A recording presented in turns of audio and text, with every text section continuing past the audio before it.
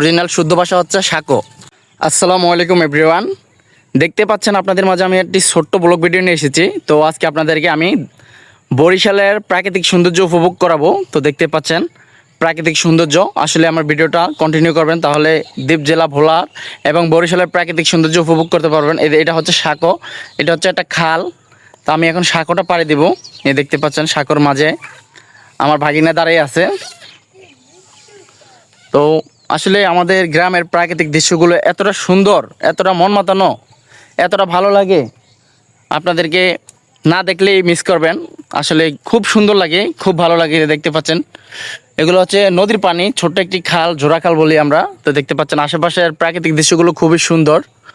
তো এরকম মন মাতানো দৃশ্যগুলো আপনারা যারা উপভোগ করতে পারেন নাই শহরে থেকে, অবশ্যই আমার ভিডিওর সাথে থাকবেন, আমার পেজের সাথে থাকবেন। সবসময় গ্রামের প্রাকৃতিক দৃশ্যের ভিডিওগুলো উপভোগ করতে পারবেন।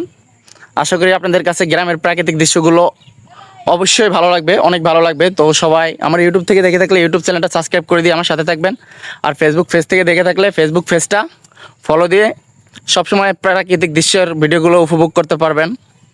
তো আজকের ভিডিওটা তেমন বেশি লং করব না, 3 মিনিটের মতো ভিডিওটা করব। তো কিরে তুই ক্যামেরার ভিতরে উঠবি?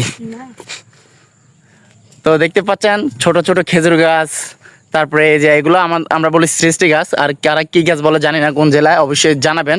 তো আসলে খেজুর গাছ তো সবাই এক নামে চিনেন, কিন্তু কিছু কিছু গাছ আছে যে সবাই চিনেন না। এই যে দেখতে পাচ্ছেন কাঁচা রাস্তা দিয়ে, মানে খালি পায়ে হাঁটার মজাটা যে এত ভালো লাগে, আপনাদেরকে না বললে বিশ্বাস করবেন না, আর না দেখলে বিশ্বাস করবেন না। আসলে যারা শহরে থাকেন, তো যারা শহরে থাকেন অধিকাংশ গ্রামের এরকম সুন্দর প্রাকৃতিক দৃশ্যগুলো দেখতে পারেন না। অনেকে দেখতে পারেন, অনেকে দেখতে পারেন না। শতকের ভিতরে 90% মানুষই আছে গ্রামে আসতে পারে না, শহরে থাকে সব সময়। তো অবশ্যই গ্রামের এরকম প্রাকৃতিক সুন্দর দৃশ্যগুলো, প্রাকৃতিক সৌন্দর্যগুলো দেখলে আপনাদের মনটা ভরে যাবে। তো আশা করি আপনারা আমার ভিডিওটা শেষ পর্যন্ত কন্টিনিউ করবেন। ওয়াও, মাঠ ভরা ধান, কি সুন্দর ফসল, আল্লাহর দেওয়া সৃষ্টি, কতই না সুন্দর। দেখতে পাচ্ছেন সব দিকেই তাকালে মন প্রাণ সবই ভরে যায়। তো দেখতে পাচ্ছেন ধান, মাঠ ভরা ধান, আল্লাহর ফসল কত সুন্দর। তো ধানগুলো পেকে গেছে দেখতে পাচ্ছেন। আর এদিকে হচ্ছে বিশাল বড় মেঘনা নদী, আর এদিকে আমাদের মেঘনা নদীর শেষ মাথা হচ্ছে বঙ্গোপসাগর। তো দেখতে পাচ্ছেন আমার সামনে এই যে গাছগুলো, এগুলো কাটা গাছ। তো আমরা বলি, আমাদের বরিশালের ভোলা জেলার ভাষায় বলি যে মান্দার গাছ। তো দেখতে পাচ্ছেন এখানে একটা সাঁকো, বিশাল বড় একটা সাঁকো। তো এটা আমাদের গ্রামের ভাষায়, বরিশালের ভাষা বলি এটাতে হাক্কা।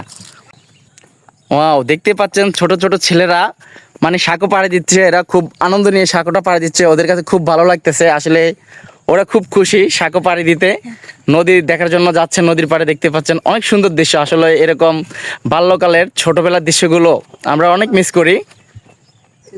ও দেখতে পাচ্ছেন ওরা অনেক আনন্দ সহকারে সাঁকোটা পাড়ে দিচ্ছে। আসলে আমার কাছে খুবই ভালো লাগতেছে এই ভিডিওটা। দেখতে পাচ্ছেন আশেপাশের দৃশ্যগুলো খুবই সুন্দর, চারিদিকে কলা গাছ, প্রচণ্ড পরিমাণ কলা গাছ।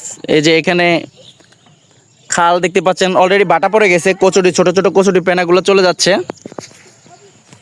তো সবাইকে অসংখ্য ধন্যবাদ আমার লাইভটি, আমার ব্লগ ভিডিওটা শেষ পর্যন্ত দেখার জন্য। সবাইকে অসংখ্য ধন্যবাদ। ইউটিউব চ্যানেল থেকে দেখে থাকলে আমার ইউটিউব চ্যানেলটা সাবস্ক্রাইব করে দিবেন। ফেসবুক পেজ থেকে দেখে থাকলে অবশ্যই আমার পেজে যুক্ত হয়ে যাবেন, আমার পরিবারের সদস্য হয়ে যাবেন।